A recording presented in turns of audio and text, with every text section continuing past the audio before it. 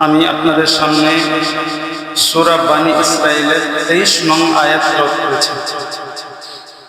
এই আয়াতের তরজমা হলো ফাকাদা রাব্বুকা, এবং তোমার রব ফয়সালা করেছেন, অর্থাৎ দৃঢ় আদেশ দিয়েছেন, আল্লাহ তা'বুদু ইল্লা ইয়াহু।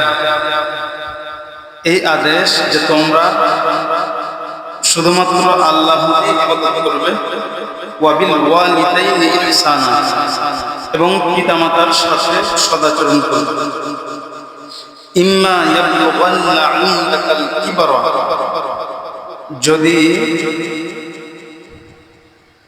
তোমার নিকটে বার্ধক্যে পৌঁছে, আহাদুহুমা আও কিলাহুমা, তাদের একজন কিংবা তারা দুজনে, ফালা তাকুল লাহুমা উফিন, তাহলে তুমি তাদের সামনে উফ বলিও না, ওয়ালা তানহারুহুমা, এবং তুমি তাদেরকে ধমক দিও না, ওয়াকুল লাহুমা, এবং তুমি তাদেরকে বলো কওলান কারীমা, নম্র কথা। এই আয়াতের উদ্দেশ্য হলো, মহান আল্লাহ তাআলা এই আয়াতের মধ্যে তার বান্দাদেরকে দুটি আদেশ দিয়েছেন। প্রথম আদেশ হলো যে তোমরা আমি আল্লাহর ইবাদত করবে। কেননা যে আমি তোমাদেরকে পৃথিবীতে প্রেরণ করেছি। 2 নং আদেশ দিয়েছেন যে আমার ইবাদতের পাশাপাশি তোমরা তোমাদের পিতামাতার সাথে সদাচরণ করো। কেননা যে তোমাদেরকে পৃথিবীতে প্রেরণ করার মাধ্যম তোমাদের পিতামাতা।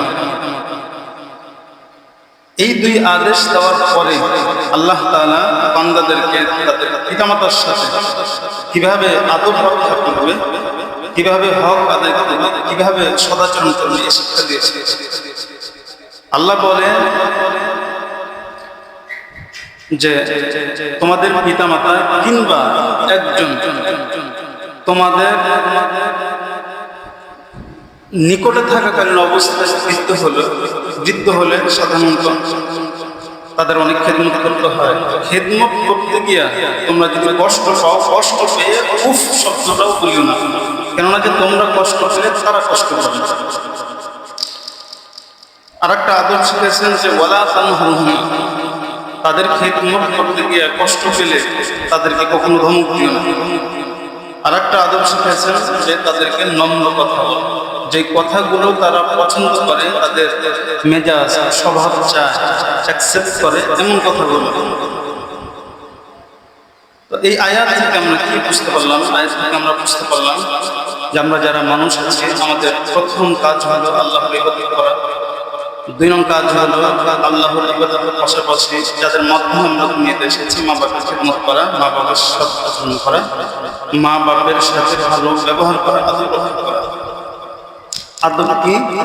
যে তাদেরকে তো কখনো আমরা কষ্ট দিব না, তাদের মাধ্যমে আমরা কষ্ট পেলে কখনো শব্দটাও বলব না, এবং তাদেরকে কখনো আমরা ধমক দিব না, এবং ভালো কথাগুলো বলবো, অর্থাৎ তাদের সাথে সদাচরণ করব।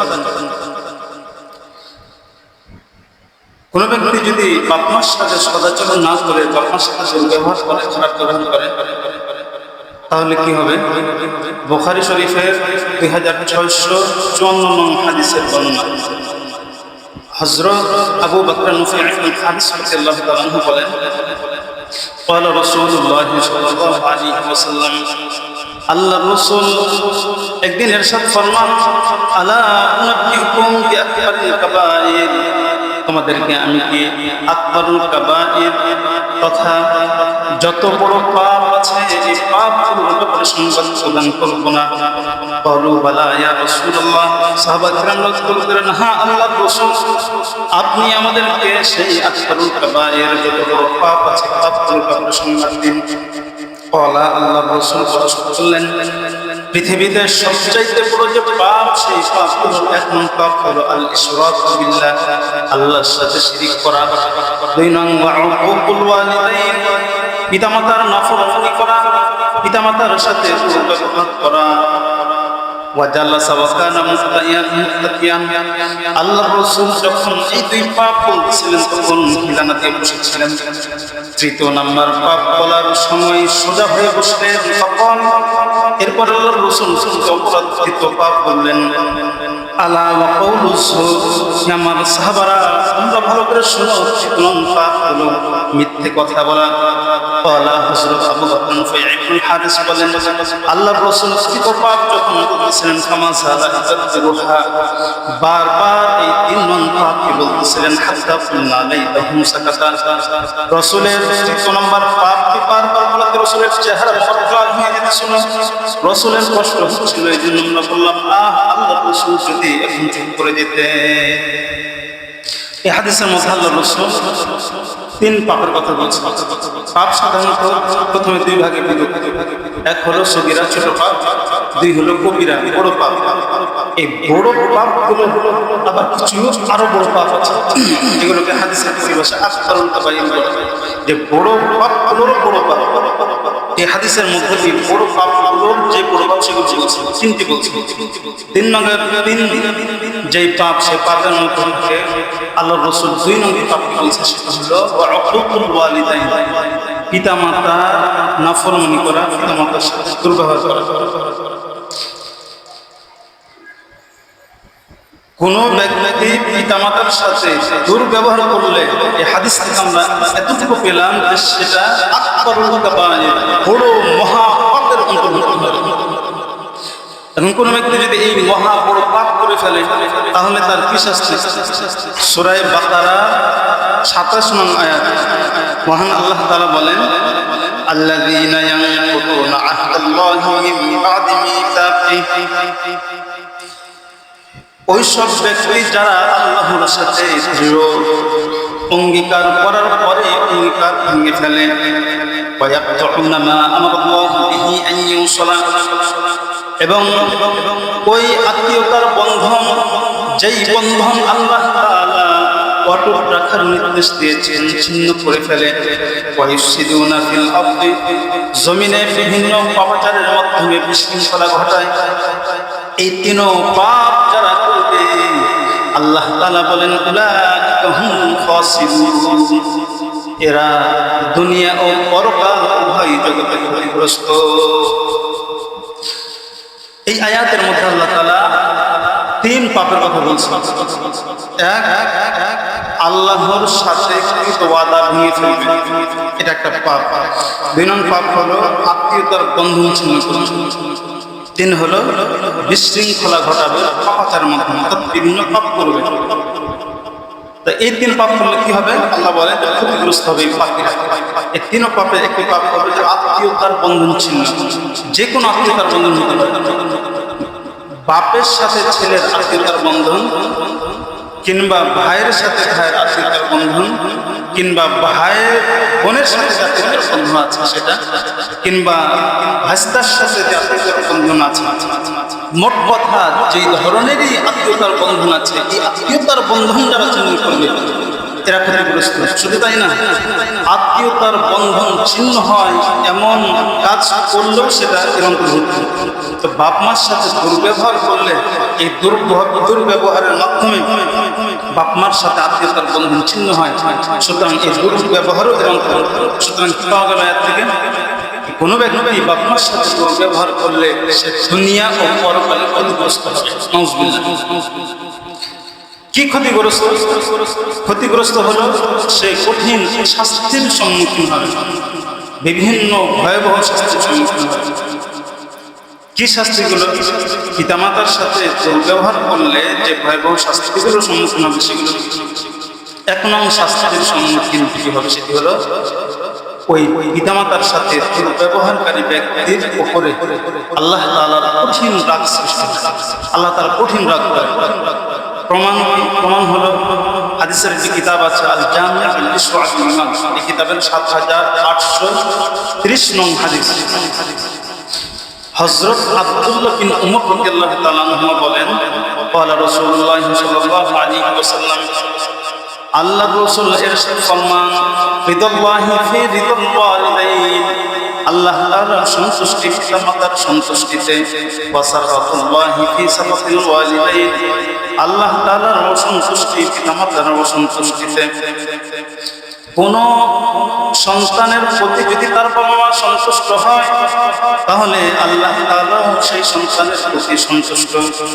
আর কোনো বাবা মা যদি কোনো সন্তানের উপর অসন্তুষ্টি হয়, অসন্তুষ্ট থাকে, তাহলে আল্লাহ তাআলাও তার ওই বান্দার উপর অসন্তুষ্ট এবং রাগান্বিত হন। এই হাদিস থেকে আমরা পেলাম যে বাবা মা অসন্তুষ্ট, আল্লাহ তাআলাও অসন্তুষ্ট। কোন সন্তান বাবা মার সাথে যখন দুর্ব্যবহার করে, বাবা মা কি সন্তুষ্ট? অসন্তুষ্ট। সুতরাং অসন্তুষ্ট, আল্লাহ অসন্তুষ্ট। এই হাদিস থেকে বুঝে আসলো যে বাপ মার সাথে দুর্ব্যবহার করলে আল্লাহ তাআলা ওই সন্তানের প্রতি অনেক অসন্তুষ্ট, রাগান্বিত। এটা একটা শাস্তি, তার একটা ক্ষতি। বাপ মার সাথে দুর্ব্যবহারের 2 নং শাস্তি হলো রাসূল আকরাম সাল্লাল্লাহু আলাইহি ওয়াসাল্লাম এবং জিবরিল আমিন এমন ব্যক্তির ধ্বংসের জন্য বদদোয়া করেছেন। রাসূল আকরাম সাল্লাল্লাহু আলাইহি ওয়াসাল্লাম এবং জিবরিল আমিনের বদদোয়া 100 আল্লাহর দরবারে গৃহীত। হাদিসের একটি কিতাব আছে মুসনাদুল বাজ্জার, এই কিতাবের 4277 নং হাদিস।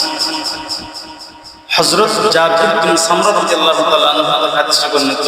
তিনি বলেন ক্বালা রাসূলুল্লাহ সাল্লাল্লাহু আলাইহি ওয়াসাল্লাম, তিনি বলেন সাইদা রাসূলুল্লাহ সাল্লাল্লাহু আলাইহি ওয়াসাল্লাম মিম্বার, আল্লাহর রাসূল একদিন খুতবা প্রদানের জন্য মিম্বারে উঠলেন। ফাকালা আমিন আমিন আমিন। তখন আল্লাহর রাসূল মিম্বারে উঠে 3 বার আমিন আমিন আমিন বললেন। ফালাম্মা নাযালা, যখন আল্লাহর রাসূল খুতবা শেষ করে নিচে নামলেন, সুইলা আন যালিক, আল্লাহর রাসূলকে 3 বার আমিন বলার কারণ সম্পর্কে জিজ্ঞেস করা হলো। ফাকালা, তখন আল্লাহর রাসূল বলেন আতানি জিবরিল, আমি যখন মিম্বরে উঠলাম আমার নিকটে জিবরিল আমিন আসলেন। ফাকাল, এসে বলেন রাদিমা আনফু ইমবিন আদরাকা মাদান, ওই ব্যক্তির নাক হলো ধ্বংস হোক, তথা ওই ব্যক্তি ধ্বংস হোক যে ব্যক্তি রমজান মাস পেল ফালাম আগফার লাহু, তার গুনাহ মাফ হলো না। অর্থাৎ রমজান মাস পাওয়ার পরেও ইবাদত করে আল্লাহকে সন্তুষ্ট করে যে গুনাহ মাফ করাইতে পারলো না, সে ব্যক্তি ধ্বংস হোক। কুল আমিন, হে নবী আপনি আমার বদদোয়াকে সাপোর্ট করে আমিন বলুন। ফাকুলতু আমিন, তখন আল্লাহর রাসূল বলেন আমি জিবরিল আমিনের বদদোয়াকে সাপোর্ট করে প্রথমবার আমিন বললাম। ওয়ারাদিমা আনফু ইমরিইন তুকিরতা ইনদাহু ফালাম ইসাল্লি আলাইহি, এবং ওই ব্যক্তির নাকও ধুলো দূষিত হোক, তথা ওই ব্যক্তিও ধ্বংস হোক যে ব্যক্তির নিকটে আপনি নবীর নাম নেওয়া হলো অথচ সে আপনার নাম শুনে দরুদ প্রেরণ করলো না, দরুদ পড়লো না। কুল আমিন, হে নবী আমার বদদোয়াকে সাপোর্ট করে আপনি আমিন বলুন। ফাকুলতু আমিন, আল্লাহর রাসূল বলেন আমি দ্বিতীয়বারে জিবরিল আমিনের বদদোয়াকে সাপোর্ট করে আমিন বললাম। ওয়ারাদিমা আনফু রাজুলিন আদরাকা ওয়ালিদাইহি আও আহাদাহুমা, এবং ওই ব্যক্তির নাকও ধুলোয় দূষিত হোক, তথা ওই ব্যক্তিও ধ্বংস হোক যে ব্যক্তি তার পিতামাতা কিংবা একজনকে পেল ফালাম ইগফার লাহু, অথচ সে তার গুনাহ মাফ করাইতে পারল না। পিতামাতাকে পেল, পিতামাতার খিদমত করে, পিতামাতার হক আদায় করে, পিতামাতাকে সন্তুষ্ট করে, আল্লাহকে সন্তুষ্ট করে গুনাহ মাফ যে করাইতে পারল না, সে ধ্বংস হোক। কুল আমিন, হে নবী আপনি আমার বদদোয়াকে সাপোর্ট করে আমিন বলুন। ফাকুলতু আমিন, আল্লাহর রাসূল বলেন আমি তৃতীয়বারেও জিবরিল আমিনের বদদোয়াকে সাপোর্ট করে আমিন বললাম। এই হাদিসের মধ্যে জিবরিল আমিন 3 ব্যক্তির ধ্বংসের জন্য বদদোয়া করেছেন। 3 ব্যক্তির 3 নম্বর ব্যক্তি হলো যে বাপ মা পেল কিংবা মা বাপকে পেল, খিদমত করে বাপ মাকে সন্তুষ্ট করে গুনাহ মাফ করে দিলেন, জিবরিল আমিন বলছে ধ্বংস। আল্লাহ রাসূল বলছেন যে আপনি আমার দোয়াকে সাপোর্ট করুন, তার মানে আপনি বদদোয়া করুন। আল্লাহ রাসূল বদদোয়া করছেন। খেদমত হলো না, খেদমত না হলেই তো দুর্ব্যবহার, দুর্ব্যবহার হলেই তো বাপ মা তার উপর অসন্তুষ্ট দুর্ব্যবহারের কারণে, তার মানে দুর্ব্যবহার হলেই অসন্তুষ্ট, অসন্তুষ্ট হলেই বদদোয়া। সুতরাং এই হাদিস থেকে বুঝে আসে পিতামাতার সাথে দুর্ব্যবহারের 2 নং শাস্তি হলো জিবরিল আমিন এবং রাসূল আকরাম সাল্লাল্লাহু আলাইহি ওয়াসাল্লাম তার জন্য ধ্বংসের যে বদদোয়া করেছেন। আল্লাহর রাসূলের দোয়া কখনো ফেরত যায়, কখনো ফেরত হয় না। আবার জিবরিল আমিনের বদদোয়া কখনো ফেরত যায় না। সুতরাং এই হাদিস থেকে বুঝে আসে যে 100 যে ব্যক্তি পিতামাতার সাথে দুর্ব্যবহার করবে সে ধ্বংস হয়, 2 দিন আগে কিংবা 2 দিন পরে। পিতামাতার সাথে দুর্ব্যবহারের 3 নং শাস্তি, দুনিয়াতে আল্লাহ তাআলা নগদে তাকে শাস্তি দিবেন। নাউজুবিল্লাহ। রাসূল আকরাম সাল্লাল্লাহু আলাইহি ওয়াসাল্লামের সাথে আল্লাহ তাআলা ওয়াদা আছে। আল্লাহর রাসূল আল্লাহ তাআলাকে বলছে, ইয়া আল্লাহ, আপনি আমার পূর্ববর্তী নবীদের উম্মতদেরকে যেভাবে দুনিয়াতে নগদে শাস্তি দিয়ে ধ্বংস করছেন, আপনি কিন্তু আমার উম্মতকে পাপের কারণে নগদে শাস্তি দিয়ে ধ্বংস করবেন। আল্লাহ বলছে, আমি মঞ্জুর করলাম। এজন্য আমরা যতই পাপ করি না কেন আল্লাহর মধ্যে কোনো শাস্তি আসে না, কিন্তু কিছু কিছু শাস্তি আল্লাহ তাআলা দুনিয়াতে দিবেন, পাপের শাস্তি। সেই পাপগুলোর একটি পাপ হলো বাপ মার সাথে দুর্ব্যবহার। বাপ মার সাথে দুর্ব্যবহার করলে এই দুর্ব্যবহারের শাস্তি আল্লাহ তাআলা দুনিয়াতে নগদ দিবেন। প্রমাণ কি? প্রমাণ হলো হাদিসের একটি কিতাব আছে, আল মুস্তাদরাক আলা সহিহাইন হাকিম। এই কিতাবে ৭৩৫০ নং হাদিস, হযরত আনাস বিন মালিক রাদিয়াল্লাহু তাআলা আনহু হাদিসটি বর্ণিত। আল্লাহর রাসূল বলেন, বাবানি মুআজ্জালানি উকুবাতুহুমা ফিদ দুনিয়া, এমন 2টি পাপ আছে যেই 2 পাপের শাস্তি আল্লাহ তাআলা দুনিয়াতে নগদে দিয়ে থাকেন। আল বাগী, 1 নং শাস্তি, 1 নং পাপ হলো অন্যায় জুলুম, মানুষের উপর নির্যাতন করা। 2 নং হলো ওয়াল উকুক, পিতামাতার সাথে দুর্ব্যবহার করা। এই 2 পাপ এমন পাপ আল্লাহর রাসূল বলেন, এই 2 পাপের শাস্তি আল্লাহ তাআলা দুনিয়াতে দিয়ে থাকে। হাদিস থেকে আমরা পেলাম যে 2টি পাপের শাস্তি আল্লাহ তাআলা দুনিয়াতে দিবেন। এক হলো কেউ যদি কারো উপর জুলুম নির্যাতন করে, তাহলে জালেম যে অত্যাচারী, এর শাস্তি আল্লাহ তাআলা দুনিয়াতে দিবেন, 2 দিন আগে বা 2 দিন পরে। 2 নং পাপ যেটি পেলাম সেটি হলো বাপ মার সাথে নাফরমানি করা, বাপ মার সাথে দুর্ব্যবহার করা। এই দুর্ব্যবহারের শাস্তি আল্লাহ তাআলা দুনিয়াতে দিবেন। এখন আবার এরকম যেন না হয় যে এই শাস্তি শুধুমাত্র তাকে দুনিয়াতে দিয়ে দিবেন, পরকালে শাস্তি পাবেন না, সেটি এমনটা না। আল্লাহ তাআলা পরকালে তাকে শাস্তি দিবেন, দুনিয়াতে তাকে শাস্তি দিয়ে দিবেন। আবু দাউদ শরীফের 4902 নং হাদিস, এই হাদিসটি বর্ণনা করেছেন সাহাবী হযরত আবু বকর মুফতি ইবনে হারিস রাদিয়াল্লাহু তাআলা।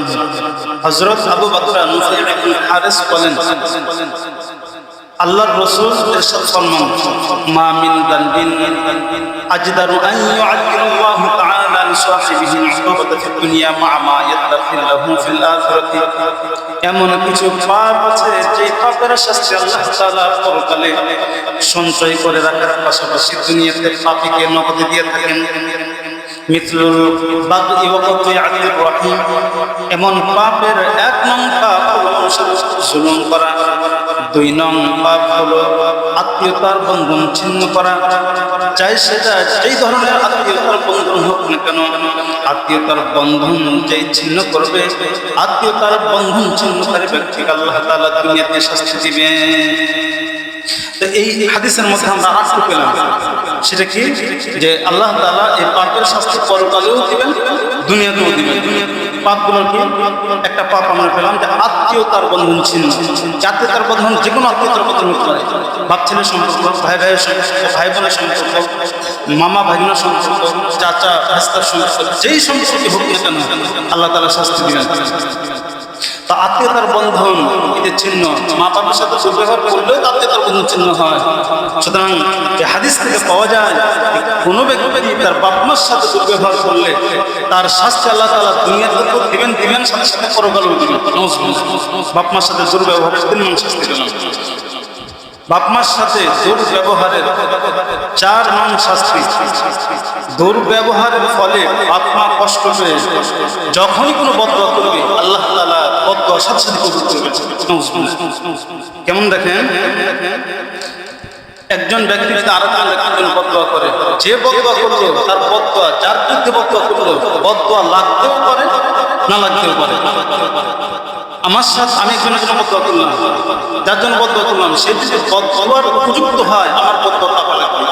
আর যদি বদদোয়ার উপযুক্ত না হয় ওই বদদোয়া কিন্তু দেখা যাবে না। আল্লাহ তাআলা যে বদদোয়া করবে তার বিরুদ্ধে লাগায় দেবে।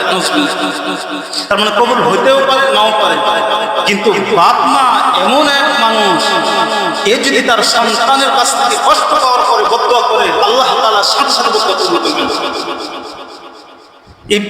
তিরমিজি শরীফ হাদিসের কিতাব, এই কিতাবে 1905 নং হাদিস। এই হাদিসটি বর্ণনা করেন সাহাবী হযরত আবু হুরায়রা রাদিয়াল্লাহু তাআলা আনহু। হযরত আবু হুরায়রা বলেন, ক্বালা রাসূলুল্লাহ সাল্লাল্লাহু আলাইহি ওয়াসাল্লাম, রাসূল আকরাম সাল্লাল্লাহু আলাইহি ওয়াসাল্লাম ইরশাদ করেন, সালাতু দাওয়াতিন মুস্তাজাবাতুন লা শাক্কা ফীহিন্না। তিন বদদোয়া, এমন বদদোয়া যে বদদোয়া নিশ্চিতভাবে আল্লাহর দরবারে কবুল হয়। দাওয়াতুল মাজলুম, অত্যাচারিত ব্যক্তির বদদোয়া। কোন অত্যাচারী ব্যক্তি অত্যাচারিত হওয়ার পরে যখন অত্যাচারী ব্যক্তির জন্য, অত্যাচারকারী ব্যক্তির জন্য বদদোয়া করে, আল্লাহ তাআলা ওই অত্যাচারিত ব্যক্তির বদদোয়া সাথে সাথে কবুল করে। 2 নং হলো ওয়া দাওয়াতুল মুসাফির। শরীয়তের দৃষ্টিতে মুসাফির নিজের বাড়ি থেকে 15 দিন কম থাকার নিয়তে যখন কোনো ব্যক্তি 78 কিলোমিটার দূরত্বে সফর করে একে মুসাফির বলে। এমন মুসাফির ব্যক্তি সফরে থাকা অবস্থায় যখন কোনো ব্যক্তি বদদোয়া করে বা কোনো দোয়া করে, আল্লাহর রাসূল বলেন এই মুসাফিরের দোয়া কবুল হয়। 3 নং হলো ওয়া দাওয়াতুল ওয়ালিদি আলা ওয়ালাদি। কোন পিতামাতা কোন সন্তানের বিরুদ্ধে যখন বদদোয়া করে, আল্লাহর রাসূল বলেন এই বদদোয়া নিশ্চিতভাবে ওই সন্তানের বিরুদ্ধে বদদোয়াটি কবুল হয়। এই হাদিস থেকে আমরা পিতামাতার সাথে দুর্ব্যবহারের 4 নং শাস্তি পেলাম, যে বদদোয়া করার সাথে সাথে আল্লাহ তাআলা বদদোয়া কবুল করবেন। যেই বদদোয়া করবে ওই বদদোয়া কিন্তু আপনার বিরুদ্ধে লেগে যাবে। আল্লাহ তাআলা আমাদের সবাইকে বাপ মার সাথে খারাপ ব্যবহার করার থেকে বিরত থাকার তৌফিক দান করুন, আমিন। এবং তাদের বদদোয়া না থেকে আমাদেরকে হেফাজত করুন, আমিন। এরকম কিন্তু অনেক ঘটনা আছে, আপনারা আপনাদের আশেপাশে তাকাবেন, বাপ মার সাথে দুর্ব্যবহার করছে, আল্লাহ তাআলা সাথে সাথে শাস্তি দিচ্ছে। আমাদের এলাকাতে একটা লোক 1 সপ্তাহের মধ্যে মারা গেছে। বাবা মা সংসার করে কষ্ট করে বাড়ি করছে, বাড়ি করলো, বাবা মারা গেল। বাবা মারা গেলে মিরাজ বন্টন হয় না, বন্টন হয়েছে, জমি জায়গা ভাগ হয়েছে। ছেলের দাপট এমন, মাকে বাড়ি ভাগ করে দিয়েছে। মা বাপ কষ্ট করে বাড়ি করলো, সেই বাড়ি ভাগ করে দেয় ছেলে মাকে। শান্ত দেখবেন, বাবা মারা গেলে মা তার মেয়েদের সাথে, নাতি নাতিদের সাথে আলাদা সম্পর্ক থাকে, আলাদা একটা তৃপ্তি পায়। এটা কোথাও পবিত্র। তো মেয়েরা আসলে মেয়েদের সন্তানদের সাথে একটু ভালো কথা বলে, ছেলে সহ্য করতে পারে না। এবার করছে কি, ছেলে বাড়ির মধ্যে বেড়া দিয়ে ভাগ করছে। মা অসন্তুষ্ট হয়েছে, বেড়া দেওয়া শেষ, ছেলে গায়ে জ্বর, তার সেই মেডিকেল কলেজে নিয়ে যাওয়া হয়েছে। ডক্টর বলছে ব্লাড ক্যান্সার, চূড়ান্ত পর্যায়ে গেছে, 1 সপ্তাহের মধ্যে মারা যাচ্ছে, 1 সপ্তাহের মধ্যে মারা যাচ্ছে। দীপ্তি জোয়ান থাকবা ভালো মানুষ, আপনার সাথে দুর্ব্যবহার করার ফলে যখন সে বুঝতে পারলো যে 1 সপ্তাহের বেশি বাঁচবে না, এবার মা পাপ ফায়সালা দুইটা, শাস্তি দুনিয়া শাস্তি করে গেলেন। মা মাফ করলো, পরবর্তীতে পরকালে শাস্তিটা পাবে না, দুনিয়া শাস্তি তো হলোই। সুতরাং যারা বাপ মার সাথে বেয়াদবি করেন, দুর্ব্যবহার করেন, এরা চূড়ান্ত অপেক্ষা করবেন আল্লাহর গজব আসবে। নাউজুবিল্লাহ। এগুলো অবশ্যই বাপ মার সাথে বেয়াদবি করবেন না, জোরে গলায় কথা বলবেন না। বাপ মার সাথে দুর্ব্যবহারের 5 নং শাস্তি হলো, আল্লাহ তাআলা কিয়ামতের দিন এই ব্যক্তিকে রহমতের দৃষ্টি দিবেন না। 5 নং শাস্তি। 6 নং শাস্তি হলো এই কখনো জান্নাতে প্রবেশ করতে পারবে। 5 এবং 6 নং এই শাস্তির প্রমাণ হলো হাদিসের কিতাব আছে নাসাই শরীফ, এই কিতাবের 2555 নং হাদিস। এই হাদিসটির বর্ণনাকারী সাহাবী হযরত আব্দুল্লাহ বিন উমর রাদিয়াল্লাহু তাআলা হযরত আব্দুল্লাহ বিন উমর রাদিয়াল্লাহু তাআলা বলেন, আল্লাহ রাসূলের ইরশাদ ফরমান, সালাসাতুন লা ইয়ানজুরুল্লাহু আযজা ওয়া জাল্লা ইলাইহিম ইয়াউমাল কিয়ামাহ। 3 ব্যক্তির দিকে আল্লাহ তাআলা কিয়ামতের দিন রহমতের দৃষ্টি দিবেন না। এক আল্লাহ আকুল ওয়ালিদাইহি, পিতামাতার সাথে দুর্ব্যবহারকারী ব্যক্তি। দুই ওয়াল মারআতুল মুতারাজ্জিলা, ওই নারী যে নারী পুরুষের সাদৃশ্যতা অবলম্বন করে, যে কোনো ভাবে পুরুষের পোশাক আশাক করছে, পুরুষের মতন কথা বলে, পুরুষের মতন চুল কাটিং দেয়। বর্তমানে দেখবেন মেয়েরা জিন্সের প্যান্টটা শার্ট করে থাকে, পুরুষের সাদৃশ্যতা অবলম্বন হলো না? পুরুষের সাদৃশ্যতা অবলম্বন। পুরুষরা যেভাবে বন্ধু বান্ধবের সাথে আড্ডা দেয় রাত্রিবেলা বা যে কোনো সময়, সেই অবাধে ছেলেদের সাথে আড্ডা দেয়। এগুলো বর্তমানে অহরহ। আমাদের ঘরে যাদের মা বোন আছে তাকে বলবেন যে যারা যেই সব নারীরা পুরুষদের সাথে সাদৃশ্যতা অবলম্বন করবে, যে কোনো ভাবে আল্লাহ এর দিকে কিয়ামতের দিন তাকাবে না। 3 নং ওয়াদাইয়ুস, দাইয়ুসের দিকে, দাইয়ুসকে ওই ব্যক্তি যে নিজের পরিবারের নারীদের অপকর্মে সন্তুষ্ট। স্বামী তার বউ পর্দা করে না, পেট বের করে যাত্রার সাথে গল্প করে, স্বামী কিছুই বলে না। স্বামীর কাছে যখন স্ত্রী থাকে, স্ত্রী সাজসজ্জা গ্রহণ করে না। যখন স্ত্রীকে মার্কেট নিয়ে যায়, সুন্দর করে সাজুগুজু করছে, লিপস্টিক, যত ভালো ধরনের কাপড়, এগুলো পরে মার্কেটে যেতেছে, তাহলে বেহায়া হয়ে বেহায়াপনা করে সে বাইরে যেতেছে। স্বামী স্ত্রীকে একবারও বললো না যে তুমি বোরখা পরে তারপরে বাইরে যাবে। নিজের মেয়ে আছে, অবাধ মিলামেশা করে, অবাধ চলাফেরা করে, শরীয়ত পরিপন্থী চলাফেরা। বাপ মেয়েকে কিছুই বললো না। কিংবা কোনো ভাইয়ের বোন আছে, বোন যে কোনো ভাবে চলাফেরা করে। তো আল্লাহর রাসূল বলেন এমন ব্যক্তিকে শরীয়তের পরিভাষায় দাইয়ুস বলে। আল্লাহ তাআলা কিয়ামতের দিন এমন ব্যক্তির দিকে রহমতের দৃষ্টি দিবেন না। যাদের মেয়ে আছে, যাদের বোন আছে, যাদের ওয়াইফ আছে, আস্তে সাবধান। না তো আপনি যতই আল্লাহওয়ালা, যতই বড় আল্লাহওয়ালা হন না কেন, হাজি কাজী যতই কিছু হন না কেন, আপনার বউ মেয়ে বোন উল্টাপাল্টা চলাফেরা করবে, কিন্তু শাস্তি ভোগ শুধু সে করবে না, আপনি করবেন। 3 ব্যক্তির দিকে আল্লাহ তাআলা রহমতের দৃষ্টি দিবেন না। ওয়া সালাসাতুন লা ইয়াদখুলুনা জান্নাহ, আল্লাহ রাসূল বলেন 3 ব্যক্তি জান্নাতে প্রবেশ করবে না। এক আল আকুল ওয়ালিদাইহি, পিতামাতার সাথে যে নাফরমানি করে সে জান্নাতে প্রবেশ করবে না। 2 ওয়াল মুদমিনু আলাল খামার, যে মাদকাসক্ত, সদা সর্বদা মাদক গ্রহণ করে, কোনো তওবা বা কিছু নেই, যে মাদক সেবন করবে এই মাদক সেবনকারী। 3 ওয়াল মান্নানু বিমা আ'তা, ওই ব্যক্তি যে ব্যক্তি মানুষকে দান করার পরে কথায় কথায় কথা দেয়, বুঝায় যে আমি দান করি, আসানের সঙ্গে এই 3 ব্যক্তি আল্লাহ তাআলার জান্নাতে কখনোই প্রবেশ করতে পারবে না। আল্লাহর রাসূল এই হাদিসের মধ্যে 6 প্রকার অপরাধীর 2 শাস্তি বর্ণনা করেছেন। এক হলো যে আল্লাহ রহমতের দৃষ্টি দিবেন না, 2 হলো এই ব্যক্তি জান্নাতে প্রবেশ করতে পারবে না। এই 6 প্রকারের 2 প্রকার আমরা পেলাম, যে পিতা মাতার যে নাফরমান এর দিকে আল্লাহ তাআলা তাকাবেন না এবং একে জান্নাতে প্রবেশ করতে দিবেন, এই জান্নাতে প্রবেশ করতে পারবেন না। তাহলে 5 এবং 6 নম্বর শাস্তির যেই প্রমাণ আমরা এই হাদিস থেকে পেলাম, পিতামাতার সাথে নাফরমান যেই নাফরমানি করে এবং জান্নাতে প্রবেশ করতে পারবে না, তার কারণও আছে। কারণ কি? জান্নাতে প্রবেশ করতে গেলে একটা গেট লাগে, এই গেট বন্ধ। পিতামাতা গেট যখনই তার সাথে দুর্ব্যবহার করে গেটটা বন্ধ হয়ে যায়। গেট যদি বন্ধ হয়, তুমি ঘরে আমরা প্রবেশ করতে পারি বলেন, তাহলে কেমনে প্রবেশ করবে? ইবনে মাজাহ শরীফের 2089 হাদিস। এই হাদিসটি বর্ণনাকারী একজন তাবিঈ, নাম হলো আবু আব্দুর রহমান আব্দুল্লাহ ইবনে হাবিব সুলামি। ইনি বলে যে আন্না রাজুলান আমার আবুহু আওয়ালা উম্মুহু সাদ্দা শুবা, একজন ব্যক্তির বাপ কিংবা মা আদেশ দিল আইনি তাল্লিকা ইমরাতাহু, যে সে যেন তার স্ত্রীকে তালাক দেয়। তো বাপ কিংবা মা ছেলেকে বলছে ও তালাক দে, ফাজাল আলাইহি মুহাররাম, এইও মান্নত মানছে যে আমি বউকে তালাক দিই তোমাদের কথা অনুযায়ী, তার আমি 100টা দাস মুক্ত করব। তার মানে তালাক না দেওয়ার জন্য সে মান্নত মানছে। ফাআতা আবু দারদা, তো এই ঘটনা ঘটার পরে এবার উনি রাসূলের সাহাবী আবু দারদার নিকট আসলেন। ফাইদা হুয়া ইসাল্লু দুহা ওয়া ইয়াতিরুহা, আবু দারদা এই সময় দুপুরের নামাজ পড়তেছিলেন, নফল নামাজ উনি দীর্ঘ সময় ধরে পড়লেন। মুসাল্লামা বাইনা যুহর ওয়াল আসর, এই নামাজটা কোন নামাজ?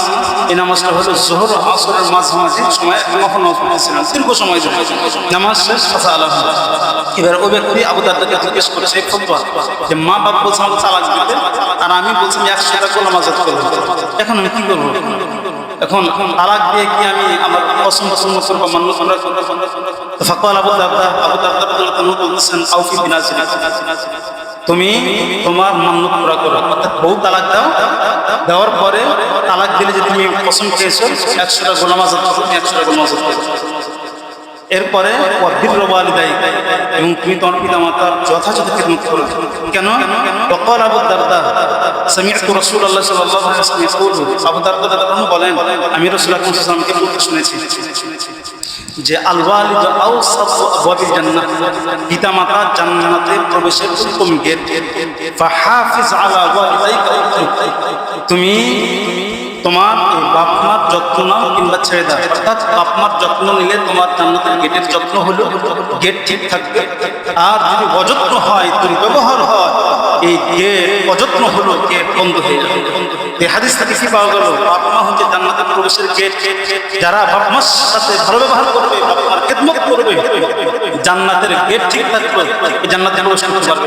না হলে এই গেট নষ্ট, এই জান্নাতে প্রবেশ করতে পারবে না। তাহলে বাপ মার সাথে দুর্ব্যবহার আমরা কয়টা শাস্তি পেলাম? আজকে 6টি শাস্তি শুনলাম। 1 নং শাস্তি শুনলাম, বাপ মার সাথে দুর্ব্যবহার করলে তার উপর আল্লাহর রাগ চলে আসে। 2 নং শাস্তি শুনলাম, বাপ মার সাথে দুর্ব্যবহার করলে রাসূল আকরাম সাল্লাল্লাহু আলাইহি ওয়াসাল্লাম তার জন্য বদদুয়া যে করছে ধ্বংসে, এই বদদুয়া চলে আসবে। 3 নং হলো যে দুনিয়াতে নগদ শাস্তি দিবেন। 4 নং শাস্তি হলো বাপ মা বদদুয়া করলে শাস্তি কবুল হবে। 5 নং শাস্তি হলো আল্লাহ তাআলা কিয়ামতের দিন রহমতের দৃষ্টি দিবেন না। 6 নং হলো যে এই ব্যক্তি জান্নাতে প্রবেশ করতে পারবে না। মহান আল্লাহ তাআলা আমাদের সবাইকে বাপ মার বদদুয়া নেওয়া থেকে হেফাজত করুন, আমিন। বাপ মার যথাযথ খেদমত করার তৌফিক দান করুন। এই যে বাপ মার সাথে দুর্ব্যবহার করলে শাস্তি, কেন শাস্তি? আল্লাহ তাআলা বলছেন সূরা লোকমানের 14 নং আয়াতে বলে ওয়াসাইনাল ইনসানা বিওয়ালিদাইহি, আমি মানুষদেরকে বাপ মার সাথে সদাচরণ করার আদেশ দিয়েছি। কেন দিয়েছি? বলতেছে যে ওয়াসাইনাল ইনসানা বিওয়ালিদাইহি হামালাতহু উম্মুহু ওয়াহনান আলা ওয়াহন, কেননা যে মা কষ্টের পরে কষ্ট সহ্য করে সন্তান পেটে ধরছে। সূরা আহকাফের 15 নং আয়াতে সেম কথা বলছে আল্লাহ, ওয়াসাইনাল ইনসানা বিওয়ালিদাইহি ইহসানা, আমি মানুষদেরকে পিতামাতার সাথে সদাচরণ করার কেন আদেশ দিয়েছি? তো বলতেছে যে হামালাতহু উম্মুহু কুরহান ওয়া ওয়াদাআতহু কুরহা, কেননা যে তার মা তাকে অনেক কষ্ট সহ্য করে গর্ভে ধারণ করছে, আবার যখন জন্ম দিয়েছে অনেক কষ্ট সহ্য করে। একটা সন্তান যখন মার পেটে আসে, যেদিন পেটে আসলো সেদিন থেকে মার অবস্থা চেঞ্জ হয়ে থাকে। কেমন কষ্ট, মাথা ঘুরায়, বমি বমি ভাব, খেতে পারে না, শরীর অনেক দুর্বল, প্রচুর দুর্বল। দিন যত যেতে থাকে তার অবস্থার অবনতি ঘটতে থাকে। মাথা ঘোরায়, বমি বমি ভাব, পেট ব্যথা, সন্তান বড় হলো পেটে লাথি মারে, ডান সারে লাথি মারে, বাম সারে লাথি মারে, শুয়ে থেকেও শান্তি পায় না। আবার মাঝে মাঝে বাচ্চা যখন পেটের মধ্যে নড়াচড়া না করে মা খুব পেরেশান হয়ে যায়, কোনো সন্তান লড়ে না। মা যাই খায় ওটা আগে আল্লাহ তাআলা হজম করায় রক্ত বানায়, রক্ত বানানোর পর রক্ত থেকে আল্লাহ তাআলা খাবার তৈরি করে। একটা মা কি পরিমাণ কষ্ট করে, আজ আল্লাহ তাআলা বলে হামালাতহু উম্মুহু ওয়াহনান আলা ওয়াহনিন, হামালাতহু উম্মুহু কুরহান, বাপ মার সাথে কেন সদাচরণ করবে? কারণ একটা মা খুব কষ্ট করে পেটে ধারণ করছে। শুধু তাই না, আল্লাহ বলে যে ওয়া ওয়াদাআতহু কুরহা, একজন মা জন্ম যখন দিচ্ছে তখন খুব কষ্ট করে জন্ম দেয়। দেখবেন অনেক মা সন্তান প্রসব করতে গিয়ে জীবনও দিয়ে দিচ্ছে, দেয় নাই? এখন তো সিজার আসছে, আগে কিন্তু সিজারের সিস্টেম ছিল না। যারা মুরব্বীরা আছেন 20-15 বছর আগে ছিল, এগুলো বলেন মানে মার কোনো সমস্যা হলে মা মারা যাবে নিশ্চিত। যদি হায়াত দিয়ে থাকে তাহলে মা বেঁচেছে না বাঁচে না, বহু ঘটনা আছে। আবার এমন বর্তমান সময় এমন ঘটনা ঘটছে, মা যখন সিজার হচ্ছে, সিজারের সময় অবস্থা এমন তৈরি হচ্ছে, ডক্টর বলছে হয় মা বাঁচবে নয় সন্তান বাঁচবে। মা কোনো চিন্তা করা ছাড়া আমার জানতে হবে সন্তান যেন বাঁচে। সুবহানাল্লাহ। এই জন্য আল্লাহ একজন মা সন্তানকে কত কষ্ট করে জন্ম দিচ্ছে। এই জন্যই তো বাপ মার খেদমতের আদেশ আল্লাহ তাআলা নিজের আদেশ দেওয়ার পাশাপাশি কোরআন শরীফের একাধিক জায়গাতে বলছে, বান্দারা আমি আল্লাহর ইবাদত করো, আমি সৃষ্টি করেছি তোমাকে, কিন্তু তোমাকে সৃষ্টির মাধ্যম তুমি আসার মাধ্যম যারা হলো আমার ইবাদত দেওয়ার পাশাপাশি তাদের খিদমত করো। বর্তমানে যেখানে মা বাপ আমাদের মাথার তাজ হওয়ার কথা, কিন্তু আমরা এই মা বাবাকে পায়ের নিচে ঘেঁষে ঘেঁষে বেরোনো। একটা বাবা একটা সন্তানের কত কষ্ট করে মানুষ করছে। বাবা যখন বাবা হচ্ছেন সারা দিন সে পরিশ্রম করছে, রাত্রিবেলা যখন বাসায় আসে এ বাবা ভালো মতো ঘুমাইতে পারে, কারণ সারাদিন বাপকে দেখানো সন্তান যখন একটু বড় হচ্ছে বাপের গলা ধরে লটকে যায়, মার কাছে থাকে না, বাপের কাছে থাকে। বাপের শরীর কত ক্লান্ত, বাপের সময় ঘুমাবে, কিন্তু সন্তান ঘুমাইতে যায় না।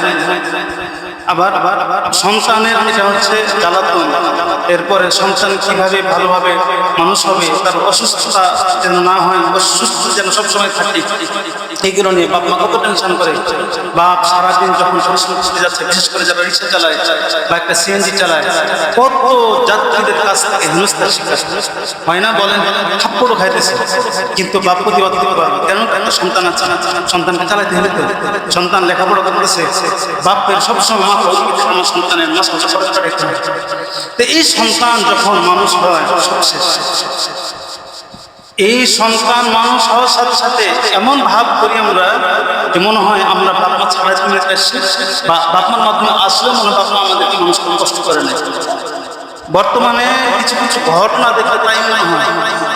কিছুদিন আগে আমরা সবাই জানেন এক মা 3 সন্তান, একজন বুয়েটের শিক্ষক। বাংলাদেশের সবচাইতে মেধাবীদের জায়গা হলো ঢাকা বিশ্ববিদ্যালয়। ঢাকা বিশ্ববিদ্যালয়ের একটা ডিপার্টমেন্ট হচ্ছে বুয়েট। এখানে ওদের মধ্যে যারা মেধাবী তারা আবার ওখানে যায়। এই বুয়েটের একজন শিক্ষক এক ছেলে, আর এক ছেলে সচিবালয়ের সচিব।